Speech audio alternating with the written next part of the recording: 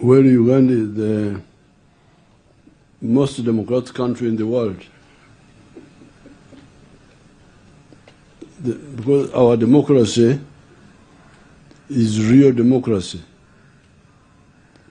not a theater like they do in some other countries. We represent all the broad sections of the population. We have the constituency MP, members of parliament, where every adult participates. But then we also have the affirmative action MPs, the women per district. We have the disabled. We have the workers, the youth, the soldiers, the elderly now. I would like to know which country would be more democratic than that.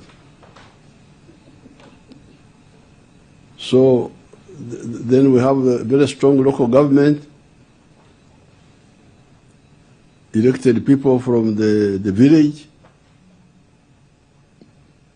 the parish, the sub-county, the district. The only issue that I see is for the leaders to know what to do. Okay. Because sometimes they don't know what to do, then they try to be populist, to give money to the population, then they get into debts. That's why there's a problem. But because all the sections are represented, if they could use that mandate to check the government programs, PDM, has the man arrived, Emioga, has the man arrived, the local government roads, why are they not done? Where is the money? The 1.3 billion per district, why have they not done the... If they could do the monitoring well, you would go very far. Because that's what they're supposed to do. The democracy is broad-based democracy, the best in the world. Because like in 1962, there were only, I remember, 2 women in parliament.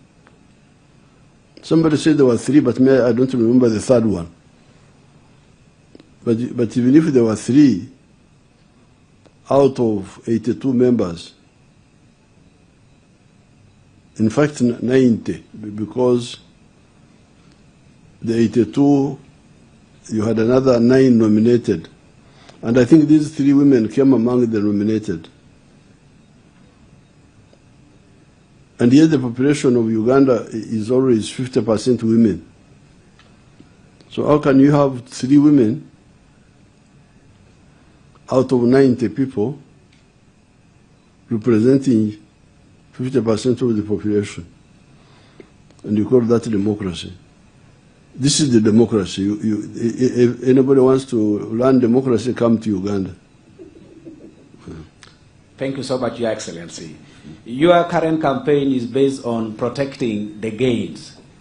One of the biggest challenges that we see is on the issues of corruption that could derail some of the gains, or that has really derailed some of the gains.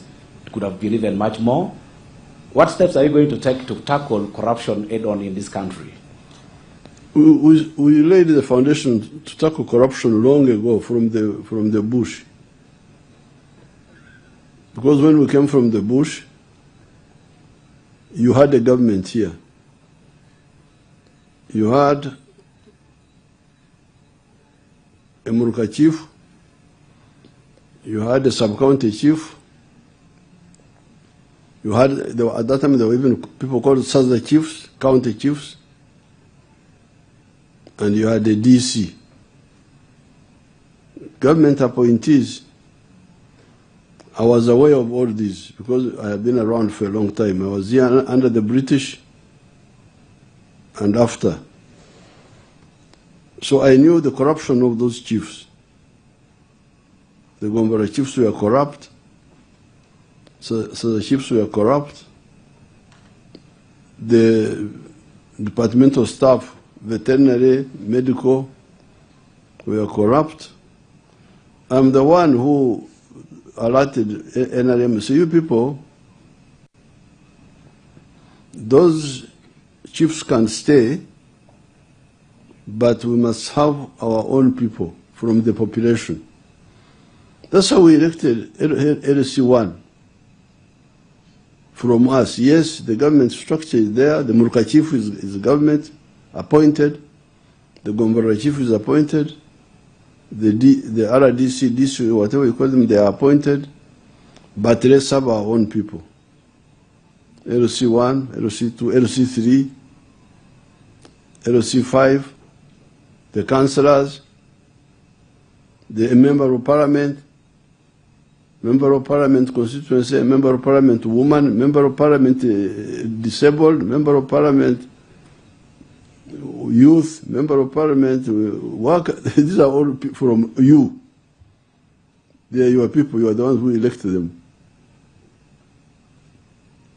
Why don't they fight corruption on your behalf? Because the money which is being stolen is yours. The government sends you money, your share, and you have got your nyamparas, your agents. They don't defend this money. So you can see that the problem is for people to know their role. They don't know their role, because and you also don't know, because if you knew, you would demand from them, you man or woman, we elected you to check it, why are you not checking it? But all of you are waiting for the president to be the one to fight corruption now, which is in Paicho, in Patiko, imagine, from Kampala to Patiko. Yes, I can fight it. Yes, I come once in a while. I'm also supposed to have people there. You know, there's somebody called Diso. Have you heard of somebody called Diso? Yes. That one is also there. Diso. Then there's Giso. I hear there's even Piso or PC or whatever they call him. Yes, at the parish level. Now, all those people, those are mine now. But the problem with mine, the ones I send, are Lutichi. They are employees. They are not like yours, who are from the owners, because you are the owners of the district, of the sub-county, and the money which is coming is yours. So if it is being stolen, yes, I can come in and fight to defend it, but the one who should defend it first should be you and your agents. Who are your agents? LC3. You are the ones who elected him. The councillor. You are the one who elected them. LC5. You are the one who elected them. Why don't they defend? I can also ask you, because you are always asking me questions, and now I ask you. Why don't your agents defend your interests? And why don't you, Kubanja, the Bantu word for Kubanja, P2. When somebody has got you a debt, to demand the debt from him. P2 Banyani. Why don't you P2 Banya? Them, you man, we elected you to fight, to check the money for PDM. You are not checking it. We are going to remove you. Because that was after my hope. That's why I brought the LC system, for the people to have capacity to check their interests. But somehow they don't do that work. Then you also don't kubanja from them. What is the problem? Maybe you can tell me what is the problem. I'm not quite sure. Could be lack of civic knowledge among the population? Yes, then let's deal with that, because like this money is sent publicly. It's non-public. 100 million has come to the parish for PDM. Why wouldn't all these adults in the parish want to know who got the money? Or PO, or court,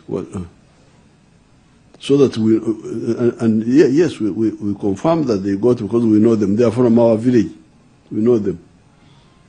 So the trap for fighting corruption is already there. Like I was campaigning in Maracha, and instead of campaigning, it turned into an investigation about the PDM money. Because the public know that 100 million, that each one is supposed to get 1 million. But some had got less. And they complained when I was there. So, yes, I have created agencies, anti-corruption unit of State House, IGG. Those will work. If you get personnel who are committed, they will help. But the real structural anti-corruption mechanism is the LOC system. And the public, the public. Public, Kubanja, from your LOCs, and your LOCs to follow up. The corruption will go. Thank you. Thank you so much for that elaborate explanation. My next question to you is, we have the population of this country. In the 1960s, how I came to gain fame in our area there, I was not elected, but I was a student leader. And I started by fighting corruption of the veterinary staff, of the medical, of the teachers who were impregnating schoolgirls. That's how I started my fight, and I became very famous in the 1960s.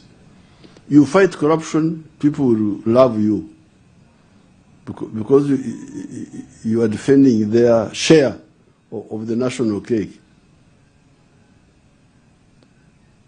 So therefore, you people become corruption fighters and work with the LOCs. The corruption will go. They will fear.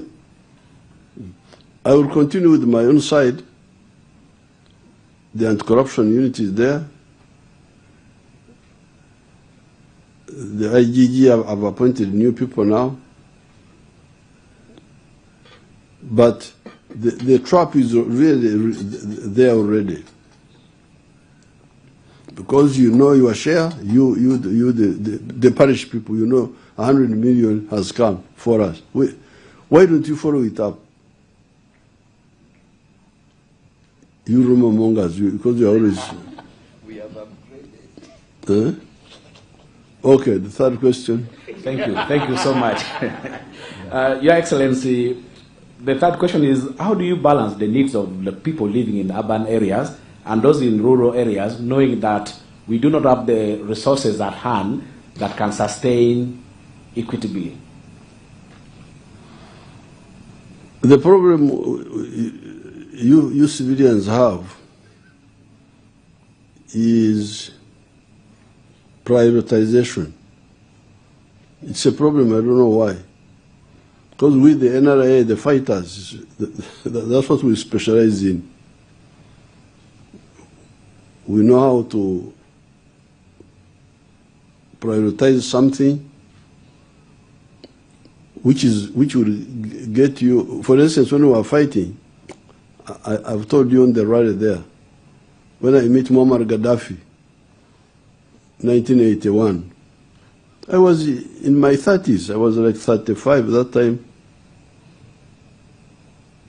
And then Gaddafi said, how can, we were already in the bush in Ruwero, and Gaddafi said, what support can I give you? Do you want money? I said, no, sir, I don't want money. How about uniform? I said, I don't want uniform. How about medicine? I don't want medicine. I just want a gun and bullets. If I have those, the rest I will get myself. And that's all. Gaddafi was surprised. He even asked me, don't you want a radio for propaganda? I said, my propaganda will be attacking the enemy. I attack him and then he reports. So that ability to prioritize is your problem. Now, when it comes to the countryside and the city, I think my area where I come from is the best example. In 1967, when I was mobilizing those villagers, there was a trading center called Rushere, where there were 3 shops, a deck, a chair, a rio, a deck. If you go there now, it's a huge town. But where did it come from? It came from doing what I was telling you on these rallies. Lonyo, Pidano, Ot, Acher. Homestead incomes. We were able to change those. They are coming here, you call them Bararo. They have been disturbing you, have chased them. But there, we educated them to go from Purmachon to Purmanyen, as I've been telling you in the rallies. And the Purmanyen was Ichak, milk. And it caught up. So I will be getting pictures of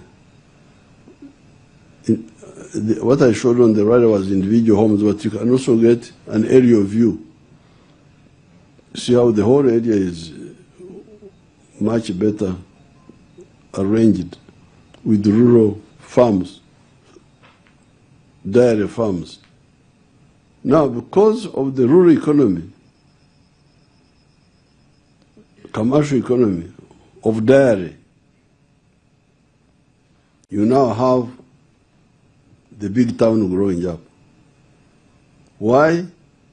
Because the shops can now sell clothes to this rich Bararo. Then there are those who are selling agricultural inputs, chemicals for cows, for this, for that. Some of those Bararo like alcohol, so they go there to drink in the town, bars and so on. So the countryside creates the towns.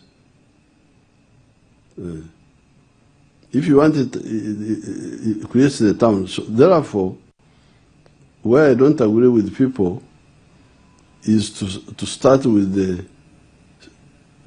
and at the right time, the city will be very important for the countryside. Because the city will now have industries which process what the countryside has the raw materials. So the question is when do you now where the weakness was to maintain Ichan in the rural areas. Like the testimonies which I give you on the TV, on my screen is there. Like this girl Anena of Amuru, who was there stuck. Then she got the 1 million. Then she planted groundnuts, harvested 35 bags. We were seeing it today. Yeah. Harvested 35 bags of groundnuts and sold at 2.1 million. The one who got 1 million 4 months ago, he has now got 2 million. And from the 2 million, she bought some goats and a better sewing machine. Now she has got income. She's a big... So, when you have a strong rural economy, then you have very prosperous towns. The towns must depend on the countryside. You cannot have successful towns without a strong rural economy. Thank you. As we wind the first set of our... So it is not either or. It is, for instance, when you start cities, like we have done in some cases, before you do the rural roads, that's not correct prioritization. You should start with the rural roads and the rural economy, and then it feeds the town. It will be more organic, more, it will be healthier and richer and vibrant. Thank you so much. My last question on this first set of questions is on the issues of how do you balance and manage dissent and opposition within Uganda's landscape, because some of the things that they say is completely the opposite of your ideologies. Those opposition, we have got a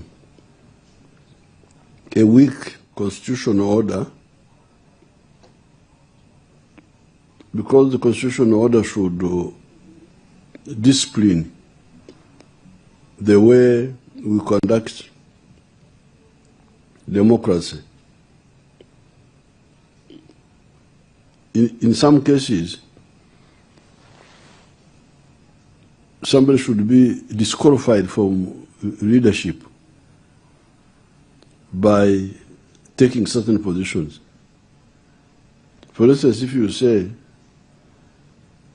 you people go in the wetlands, this should be disqualified by law. So you are enemy of the country, out.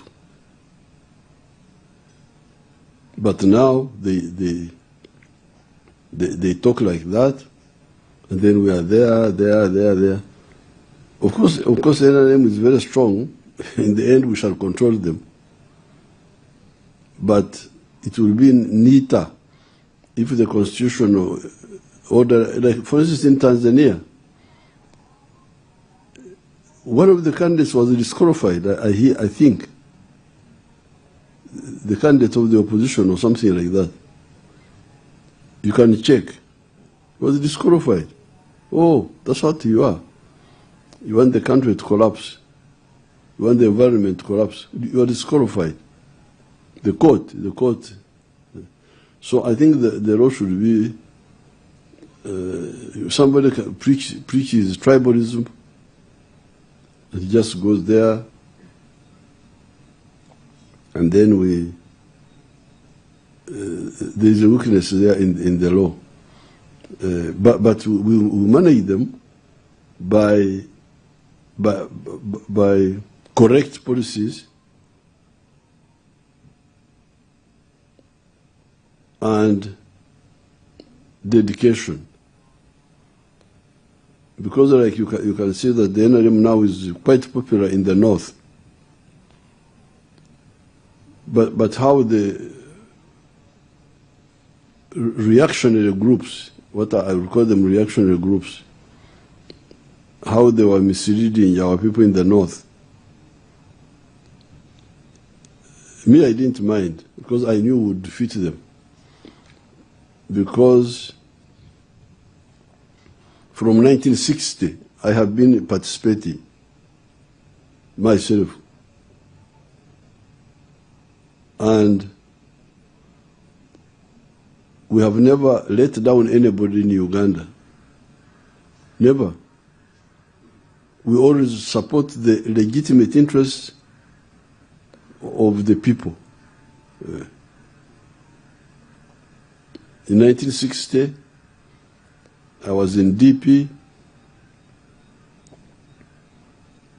and we didn't support the idea of Federo. You've been hearing this Kampala people talking of Mengo people. Federo, Federo, Federo. Yes, sir. Which meant tribalism. That we should have tribalism. Acholi, Baganda, Banyankore. And DP took a position that no, we should have a more united Uganda. The Mengo people were against Chiwanuka, our leader, that he had not done what they wanted. Now UPC encouraged Mengo to go on. Say, well, we shall give you what you want, whatever you need. Then after 2 years, they found what was too much. It was not possible. So they had a fight now between Mengo and Obote. And we blamed UPC. But why did you mislead this Mengo? And then you use excessive force. Because also the force they used was excessive and very indisciplined. Now, when Idi Amin took power in 1971, I was the first person in Uganda to oppose Idi Amin. He took power on the 25th. On the 26th, I looked for the money from the bank, and I left on the 27th to fight Idi Amin. Amin never ruled me. And when Amin was killing Yachoris, Langis, we were fighting him. Now, when we defeated Amin, then our UPCs here wanted to revenge the Western Islands. We opposed them. Why do you revenge on the Western Islands? Amin was just an individual. The mistakes he was making them himself, not on behalf of his mother or his son or his children. He was doing them alone. So we didn't agree with the revenge against the Western Islands. We opposed it.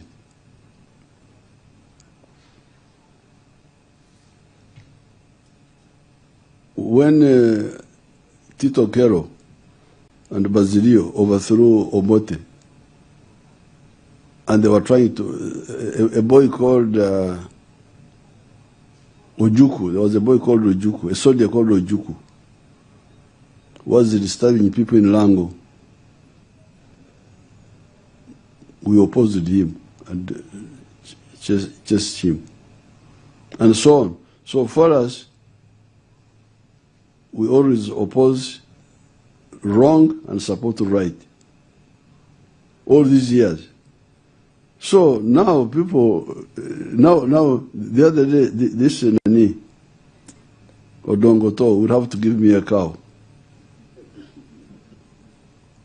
As a fine, you should tell him that you owe the old man Museveni a cow. Because when I came for the consultation in Unyama, was it Unyama? We were in a PTC somewhere. A which PTC?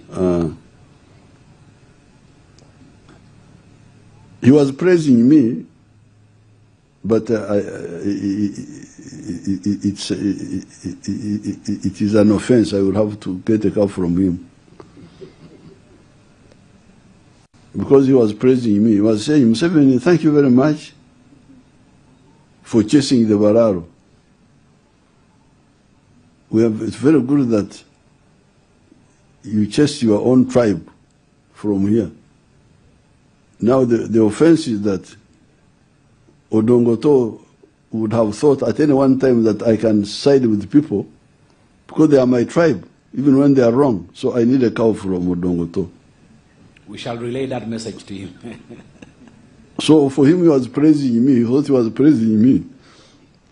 But I could see a mistake in the praise. Why did you think? You should have known that I cannot support wrong, even if it is from my own family. Because this is the NRA. Yeah. In 1971, when we were opposing Idi Amin, I've told you I had been in DP in 1960. Yes. Now, when Idi Amin overthrew Obote, all my DPs were very happy because Amin had overthrown their enemy Obote. We said no. This Amin is very, very, very dangerous, and we waste our time. So we opposed Amin, and our own family members who were DP were annoyed with us. Why are these boys following your body? We were not following your body. We were following principle. Yeah. So, but now you can see, because of that constant stand on supporting right, opposing wrong, people now have come to understand. And that's why there's a big support, as you can see, in all parts of the country, including the North, which was being misinformed by mistake makers, people who make mistakes. They're the ones who come. The Bantus want to kill Nilotics. Really? But I was fighting, opposing Amin in 1971 when he was killing Yachoris and Langis. So they tell lies, go back, go back, go back. But with the time, what you should do, you do right all the time, whether you are in public or private, you do right. The truth will come out. Truth will come out. Thank you. Your Excellency, on the campaign trail, you have one of the key things that you are talking about is the issues of creating wealth. I will want us to move in and look into a few issues to do with the economy of the country, as well as money in our personal pockets. What are the key areas of focus for Uganda's economic growth in the next decade? The next, if you see my speech on the introduction or on the national conference, I pointed out that Uganda has gone through 5 phases, our economy. There is what I call the minimum economic recovery, to stop magendo, stop magendo smuggling, stop black market of forex, stop shortages. I was in Moyo and I met my old friend, Dr. Moses Apiriga. In 1979-80, he was Minister of State for Shortages.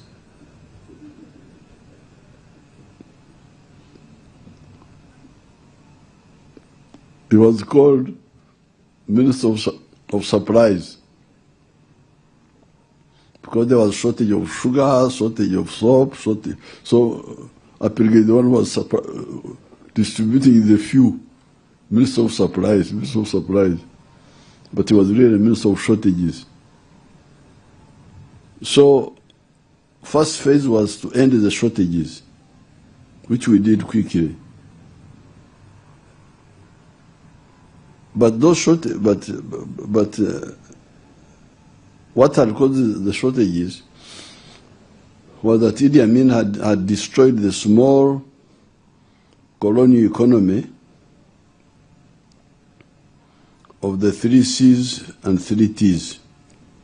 3 C's being copper, cotton and coffee, and 3 T's being tobacco, tourism, and tea. This is the small economy which the British left. Small money economy. We are calling it enclave economy. Enclave means island. Because in 1969, or 1969, or it was covering only 9%. That small economy of money economy of the 3 C's, 3 T's was accommodating only 9% of the homesteads. But when Idi Amin came, he destroyed it. So when we came, we had to bring it back. And that's what we call minimum economic recovery. Then expanded it. If you look at coffee now, coffee was about 3 million bags. I think we are now approaching 12 million bags of coffee. Even tea, it was 23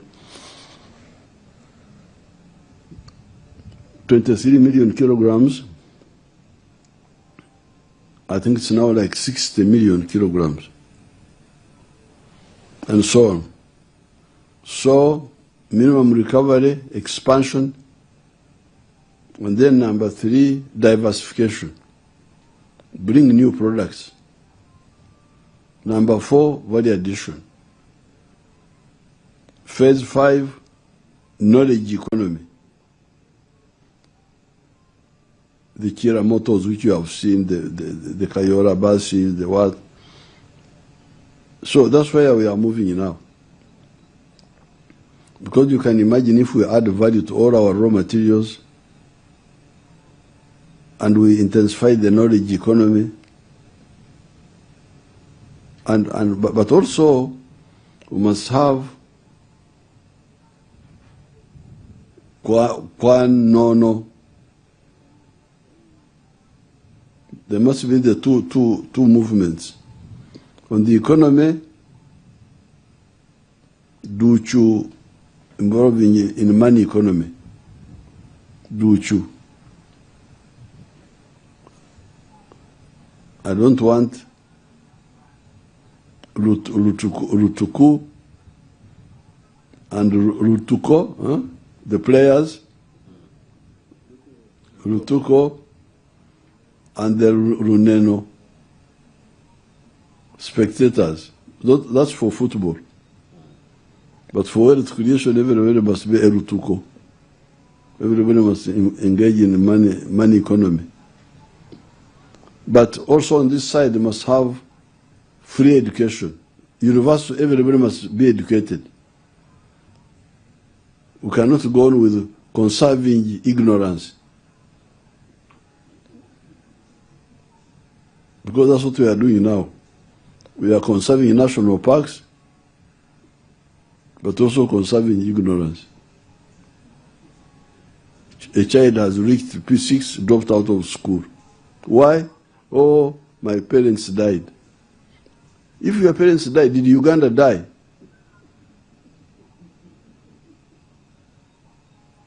There is a republic. This republic is called Uganda. If these kings of ours, like the king of Toro Bunyoro there, when they are praising their kings, praising them, one of the praise names is Omukumamfuzi.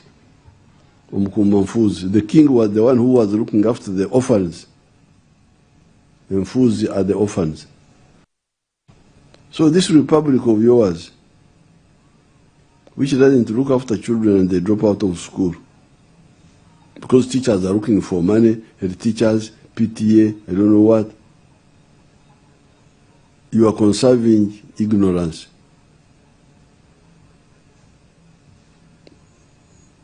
It is also ungodly. God will not like it. I'm very worried about those who do it. God will not look at them very well. Because this is luneko. You are killing these children when they drop out of school. You have seen my skilling hubs, how they have transformed those children who had been thrown away into very useful people. You have seen them on the rallies. Yeah, I actually saw you buy a pair of shoes at 500,000. The boy cheated me, but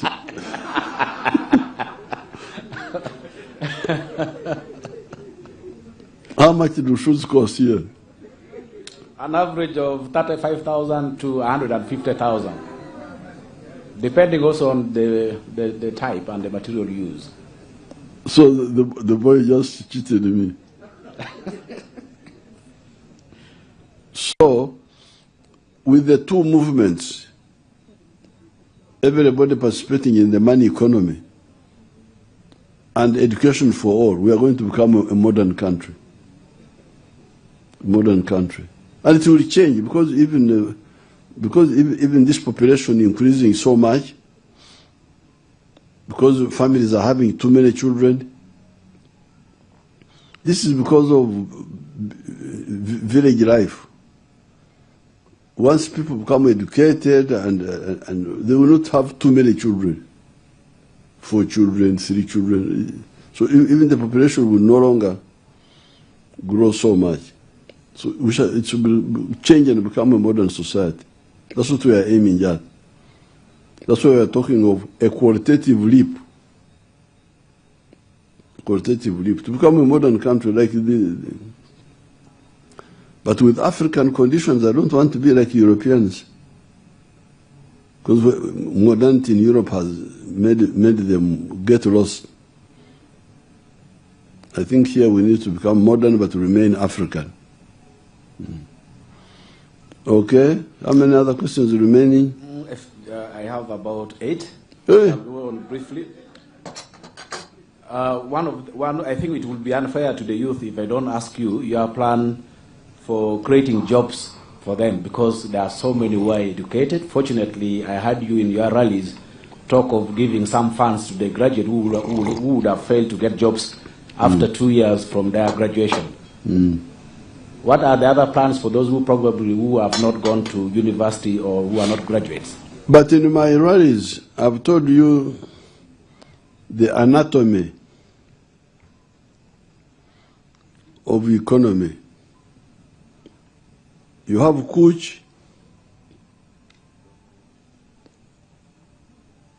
then we use Kuch to have Donglobo, meaning infrastructure, electricity, the roads, the railway, then also the social infrastructure, the schools, the health. And you have law in you, but you must have law in you. And it is the law in you that creates jobs. You study all the economies in the world. Where does employment come from? It is from factories owned by companies, hotels, transport companies. So, what we are telling you is the right way. Lonyo will create, teach. It is already doing it. It is already doing it. The only problem is that people they confuse, they think that working for the government is the only job. But the government has got very few jobs. You read the whole world. What percentage of the people are working for the government? And what percentage are in manufacturing? What percentage are in services? So jobs will come from Lonyo. Yes, the government can employ some, but very few. All the government employees are 480,000. But the people working in the factories now are already 1.3 million. And the ones in agriculture, there are many more. So that's why you hear my graduates of the hubs telling you about becoming job creators rather than being job seekers. They were saying so in their testimony. Thank you. Let's move quickly to the issues of health. What are the plans to strengthen Uganda's healthcare system, especially in the face of the current rapid growth in population? Of? The current rapid growth of the population, vis-a-vis strengthening the healthcare system in the country? Well, the population is growing fast because of the successful health program.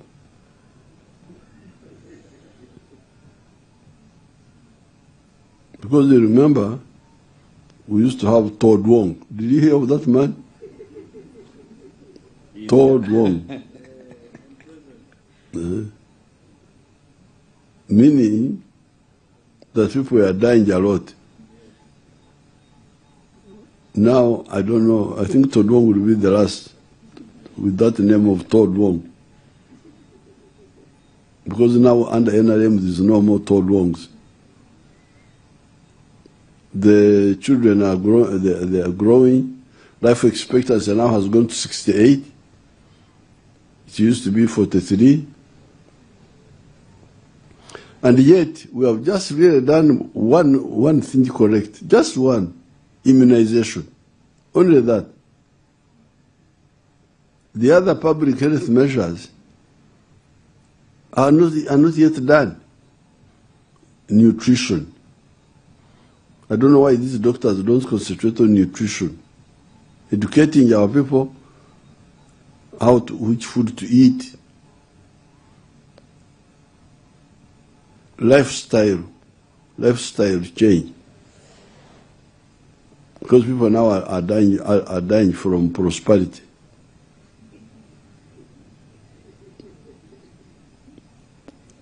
Blood pressure.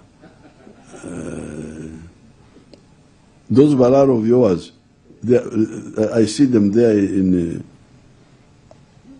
Kiruhura. They are dying from prosperity. If you go to a wedding, you find many cars there. Because they have cars. They are fat. They become fat. So, lifestyle, alcohol, tobacco, that one is causing unnecessary sicknesses. If we handle that, then malaria control.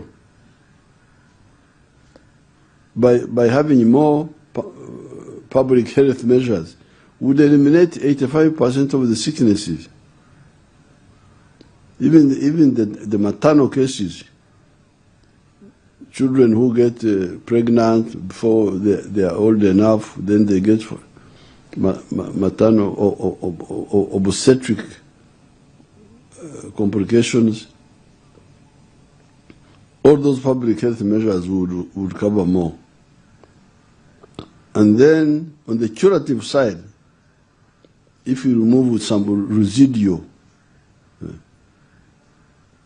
because I've been here with you for 40 years now. Have you ever heard that I'm in a hospital? I've never had time to go to a hospital. Except when I had corona for 21 days. I was not very sick, but I'm not used to being inactive. So, if we could have more of the public, of the prevention of sicknesses, the health would even be better. Then that leaves us with about 20% curative. Some cases which are not avoidable, accidents, those obstetric cases, would have less burden of, because now Ministry of Health has been more Ministry of Diseases than the Ministry of Health. Because they wait for you to be sick, and then they take you to hospital, then you put up your legs. But why don't you avoid sickness? Because you can avoid sickness. You can avoid, there are so many things you can avoid. So that we have got a healthy population rather than a sick population needing treatment. Now, people are talking of a health insurance system. I've been wanting to study that. Of course, health insurance system would help people to go to private clinics, to what. But I want to start with my villagers. How will they participate in that system? That's why I'm still saying for now, let's continue with the free medical care by the government. And then when people have income, then we can assess. So the main emphasis should be prevention by immunization, which has worked, hygiene, because you remember we used to have a problem of hepatitis A. And hepatitis A was being spread by what they call orophyco. Not so hormonal. You hear the words. Oro, the mouth. The mouth, you know English. Oro means mouth.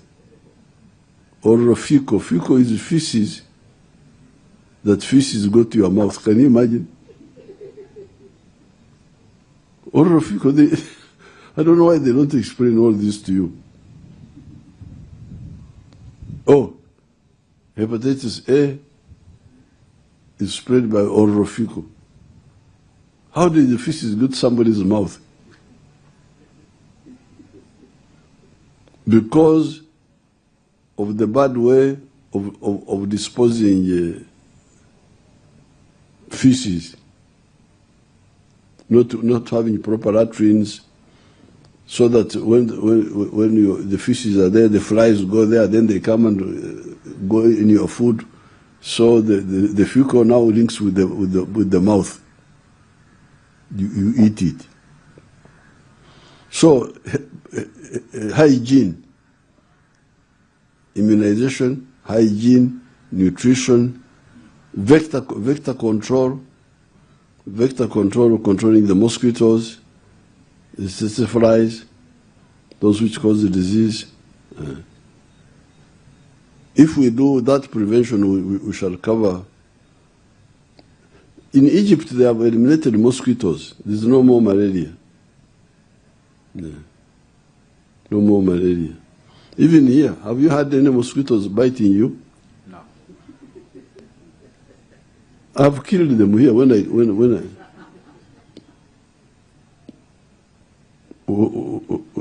it is my practice when before I go to a place, I kill all the mosquitoes.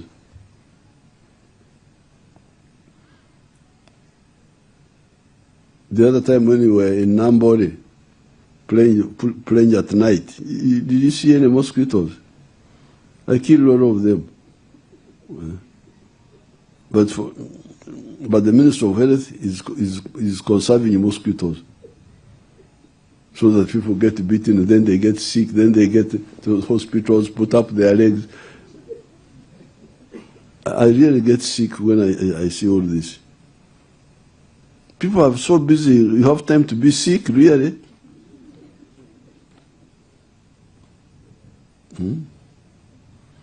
Well, there are no mosquitoes. You have been here, I've been coming here.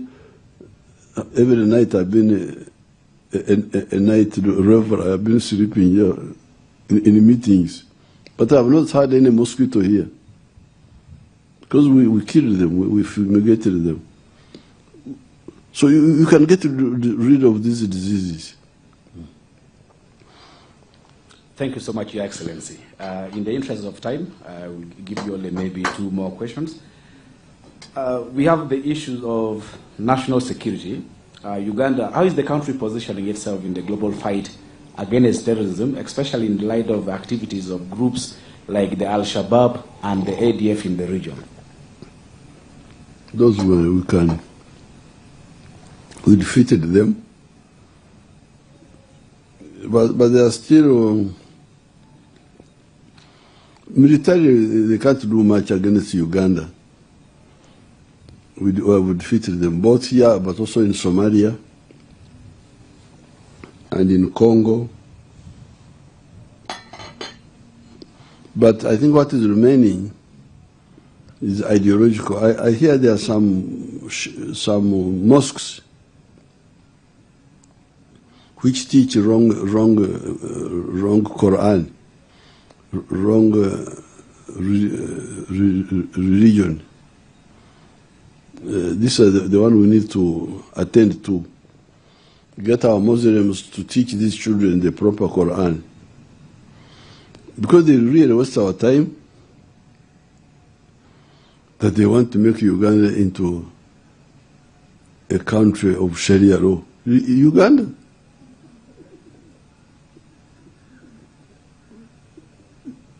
They're just I am a member of the Cow clan.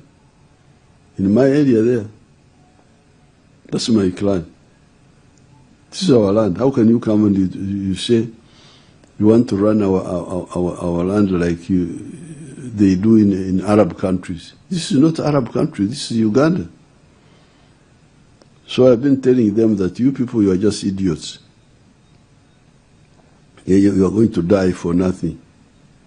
We, the owners of the land, cannot allow you to bring your nonsense here, that you want to install Sharia law in Uganda. Really?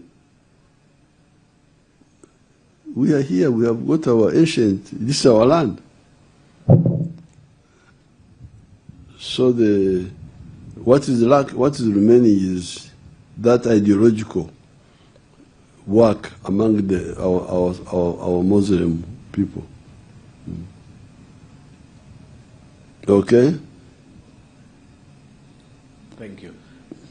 Finally, Your Excellency, how is the government planning to ensure sustainable use of Uganda's natural resources, especially now that we are anticipating production of oil in the very near future? That's a very good question. Some of the natural resources are renewable, like agriculture. If we don't damage the environment, agriculture will be here today, will be here tomorrow, and forever. But some of the natural resources are exhaustible,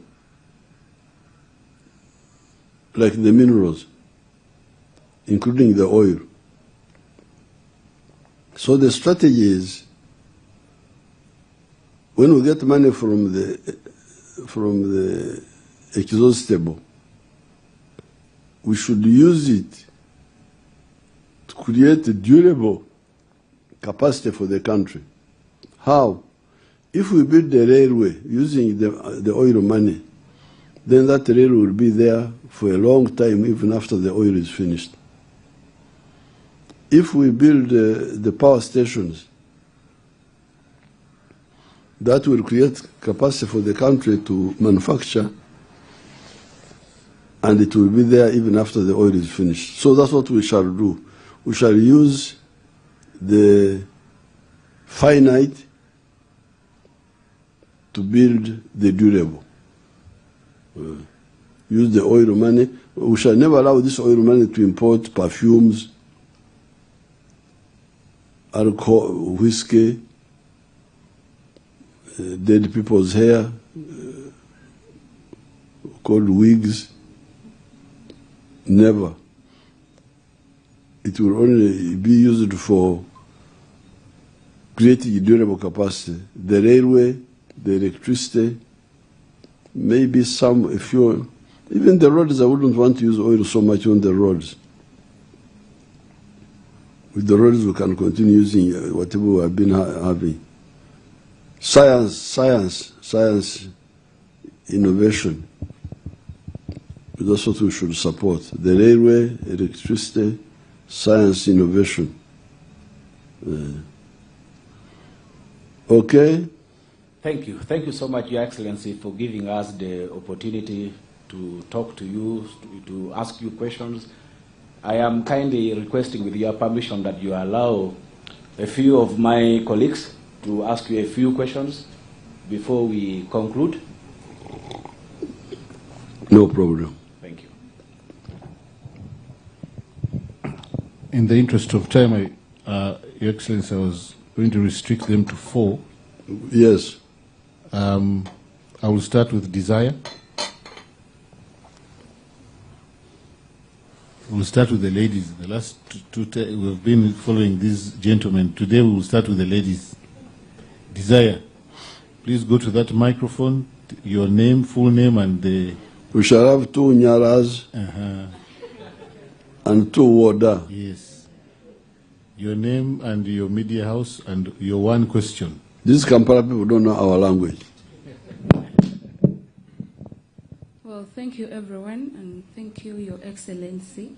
I am Desire Alimo-chan. I work with Radio Patches as a news reporter. I would like to appreciate what the beautiful government has done to this Uganda, including the seed schools that every sub-county is supposed to be having as the initiative of the government. But we have a few challenges with the health centers, especially here in Gulu. The regional referral hospital itself, a case in point, they have drug stockouts. So I've been wondering, what will the government do, or what plans does the government have to address this issue of drug stockouts in the health facilities? We shall, I will have to study it. The stockout, is it because they are under budget?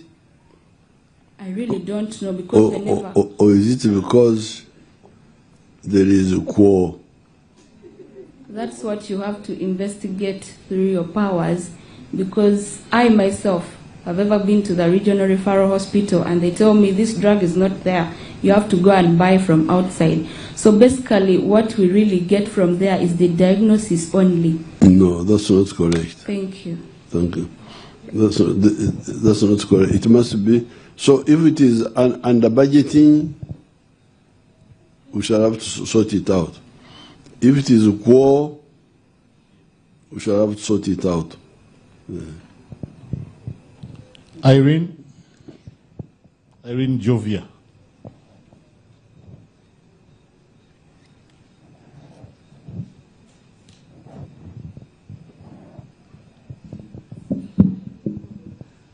Good evening, Your Excellency.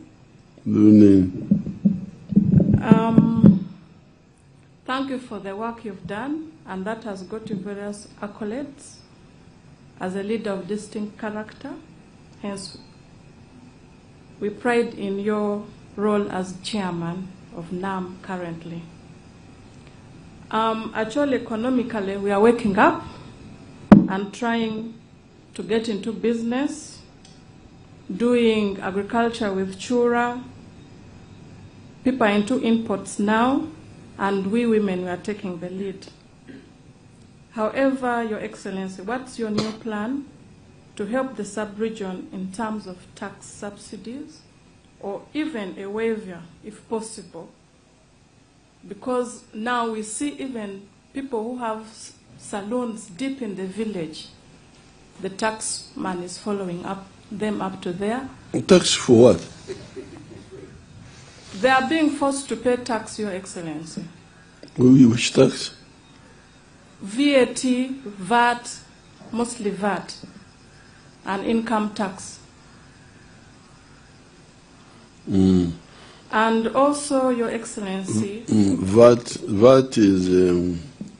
value-added tax. I know. You see, VAT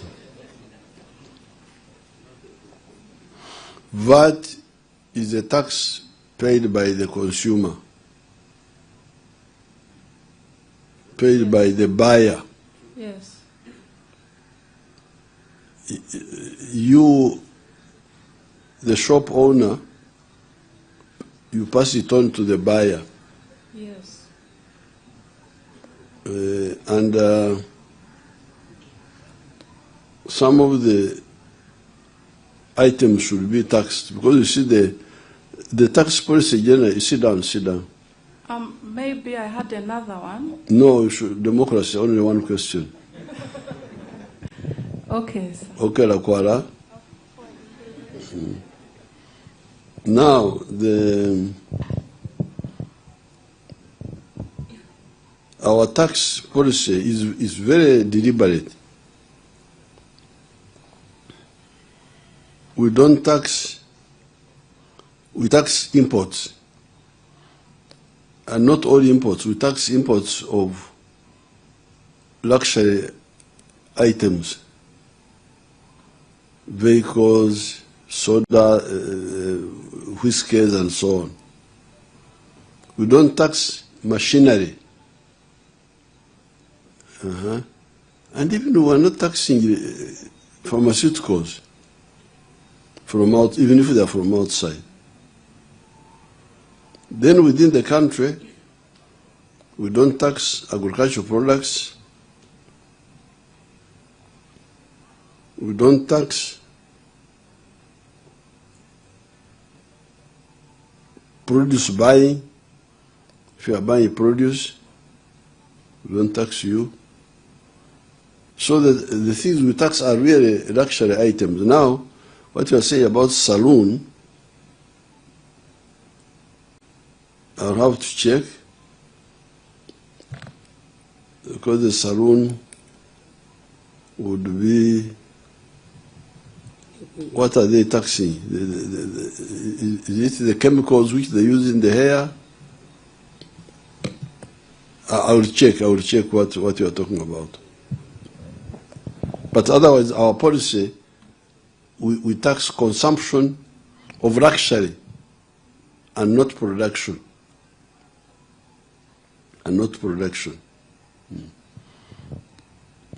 The two boys now. Willie Chow. Have I pronounced it correctly?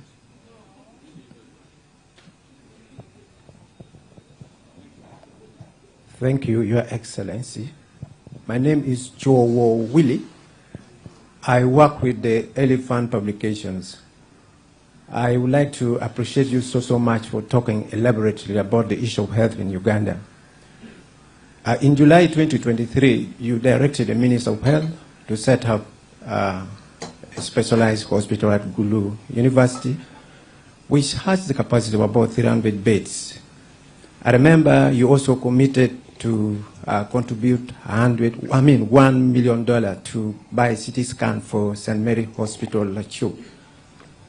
I don't know what assurance do you give for the people actually about these two pending issues. Thank you. About what? You committed yourself to buy, to give $1 million to buy a CT scan for St. Mary Hospital, Lachu. And it has never come? No. Oh, that's Maraj. My staff, please take up that matter and we sort it out. That I promised Racho Hospital, which is a private hospital, but I promised a donation to them of $1 million for something. CT scan. So if I promised, it must be fulfilled. My staff. Then the second one was about specialized hospital at Gulu University. That one may, if it is a government one, it will be done at the right time. Maybe you have, because you see the quality, you know, we say in our language here. Okay, thank you. We have got so many things to do. I will check with them but that one, if it is government, it could be so many priorities. But I will check. That's the last? The last is Onono James.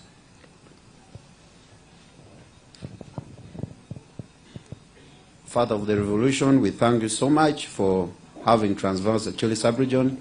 Your Excellency, people are also asking us that as the President of the Republic of Uganda and as the NRM chairperson, how are you balancing some of commissioning the gains? Because some people also want you to commission projects, government projects, but you're also on the campaign trail.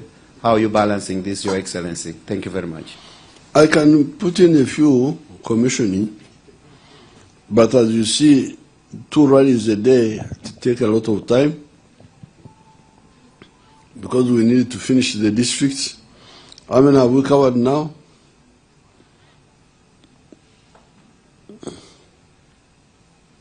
Your Excellency, we have covered Lango, West Nile, Acholi, and tomorrow we're starting Karamoja. So already close to about 35 districts. And there are 150. Yes. You see? So I need 5 more times. Because 35 is 1/5. Is 1/5 of the 150. Okay, people, Apoyo Matek.